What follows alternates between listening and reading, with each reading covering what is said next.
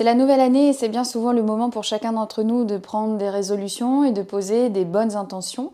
Alors je voulais parler avec toi de ce qui nous empêche d'aller vers le bonheur. On aspire tous à aller vers le bonheur et on cherche vraiment des solutions, mais il y a souvent des choses qui nous empêchent et qui nous éloignent de ce bonheur.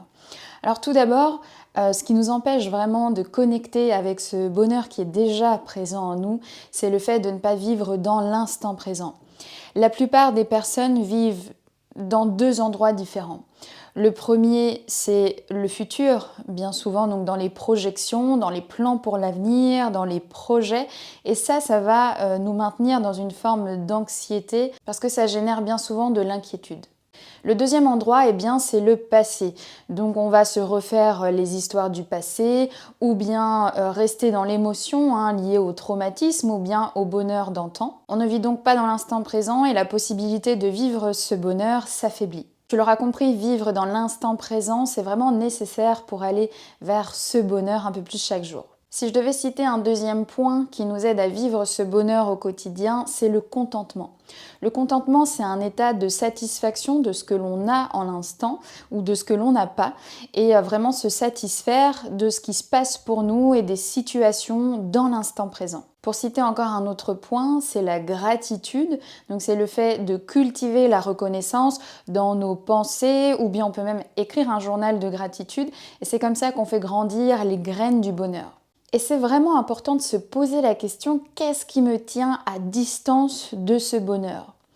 La réponse, bien souvent, c'est le désir et l'avidité, c'est le fait de vouloir toujours plus, donc toujours plus d'argent, toujours plus de succès, de vues, de likes, d'expériences, et c'est ça qui maintient principalement le bonheur à distance. J'ai vraiment envie de te partager aujourd'hui les clés qui aident à cultiver ce bonheur.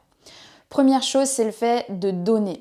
Donc ça peut être le fait de partager les ressources en argent, la nourriture par exemple, ou bien de donner de notre temps. Autre chose, c'est le fait d'encourager et de soutenir. D'aider les autres en conseillant les autres, en les soutenant moralement du mieux que l'on peut.